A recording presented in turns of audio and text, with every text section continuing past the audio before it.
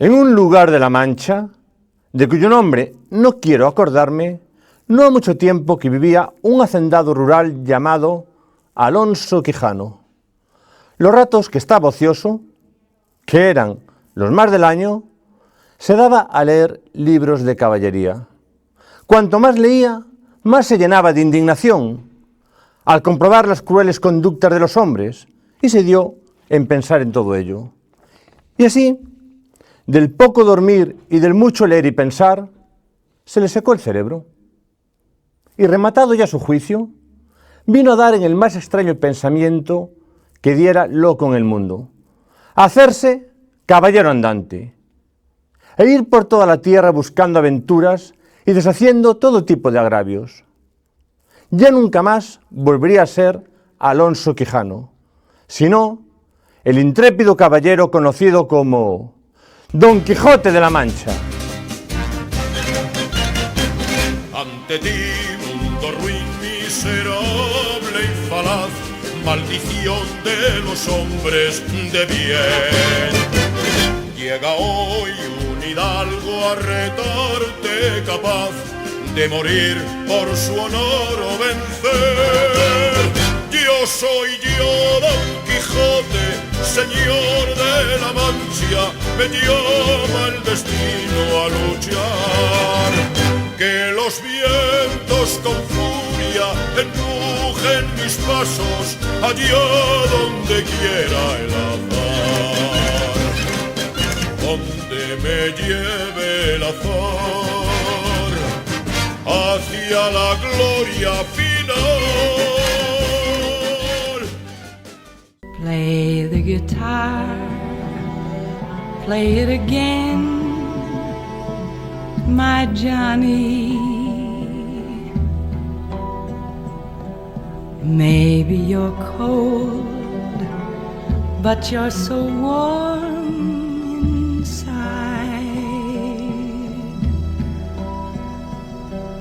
I was always a fool. Corría el año 1605 cuando sale a la venta la novela Las aventuras del hidalgo Don Quijote de la Mancha. 10 años después sale a la venta la segunda parte, Las aventuras del caballero Don Quijote. Esta novela, Don Quijote de la Mancha, se convierte con el paso del tiempo y, según los críticos especializados, en la novela más importante de toda la historia. De hecho, es la novela que se ha traducido a más idiomas después de la Biblia. Don Quijote de la Mancha nace de la pluma del escritor Don Miguel de Cervantes Saavedra, que curiosamente muere al año siguiente de publicarse la segunda parte del Quijote y muere prácticamente en la pobreza. Miguel de Cervantes no tuvo en vida el reconocimiento que tendría después de muerto. La novela cuenta la historia del hidalgo Alonso Quijano, que de tanto leer novelas de caballerías pierde el juicio y se ve a sí mismo como un caballero andante que debe recorrer el mundo defendiendo a los débiles y corrigiendo injusticias, siempre a lomos de su caballo Rocinante y acompañado de su fiel Sancho Panza, victorias que además siempre le va a brindar a su dama Dulcinea del Toboso. Pues bien, la obra de Don Quijote ha sido la inspiración de cientos de artistas. Hay numerosos cuadros pintados que están inspirados en Don Quijote.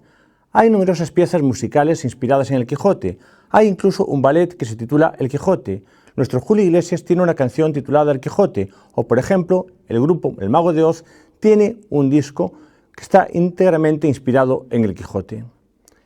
Incluso, y por supuesto, el cine no ha sido ajeno a esta influencia. En el año 1947, el director español Rafael Gil dirige la película Don Quijote de la Mancha y años después se estrena una coproducción hispano-mexicana titulada Don Quijote cabalga de nuevo, con Fernando Fernán Gómez en el papel de Don Quijote y Mario Moreno Cantinflas en el papel de Sancho Panza.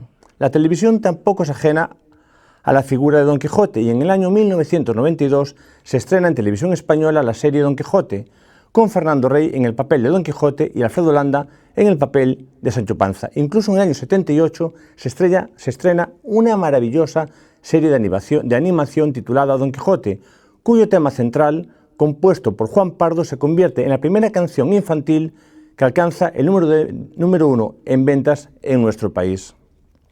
Pero, sin duda alguna, la adaptación más importante y más popular de la obra Don Quijote fue el musical El Hombre de la Mancha.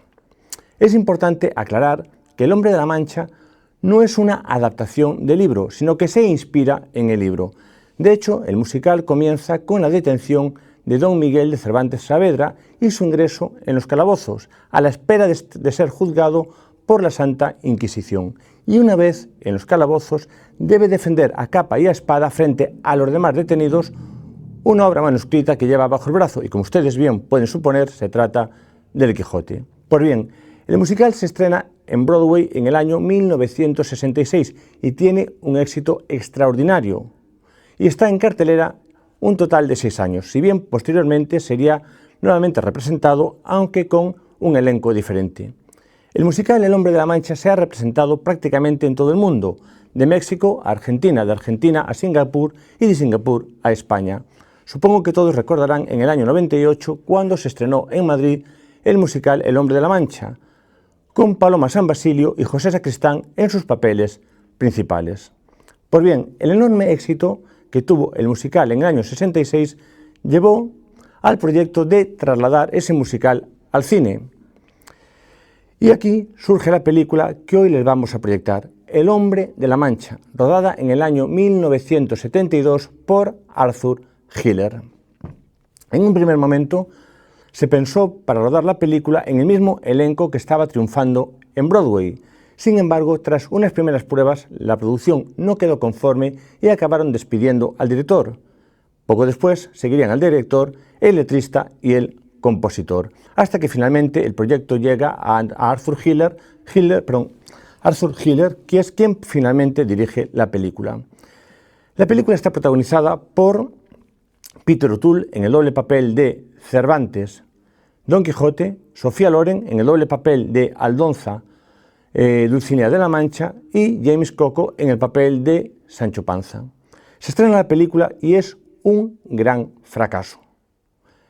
Y no solo eso, sino que además los críticos la crucifican, por lo que hasta la fecha es una película maldita que está prácticamente olvidada. Incluso si ustedes tienen curiosidad y entran en internet, verán cómo hay muchas publicaciones cinematográficas españolas que hacen un listado de las mejores películas musicales de la historia, las 100 mejores películas, las 60 mejores películas, y ninguna está El Hombre de la Mancha. ¿Qué veo? ¡Es Fresón! Que viene a atacarme a ti en plena presentación. ¡Ay de ti! Vas a probar la fuerza de mi brazo. ¡Sancho! ¡Trae mi espada!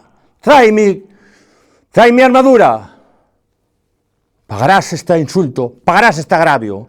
En cuanto acabe la presentación, nos batiremos en duelo mortal. Después de esta interrupción voy a intentar acabar con tranquilidad esta introducción. ¿Dónde iba? Que me he perdido. Estaba comentándoles que la película fue un gran fracaso en taquilla y fue muy cuestionada por los críticos. Entonces ustedes se preguntarán, ¿por qué emito yo hoy esta película? Pues bien, la emito porque en mi opinión es una muy buena película.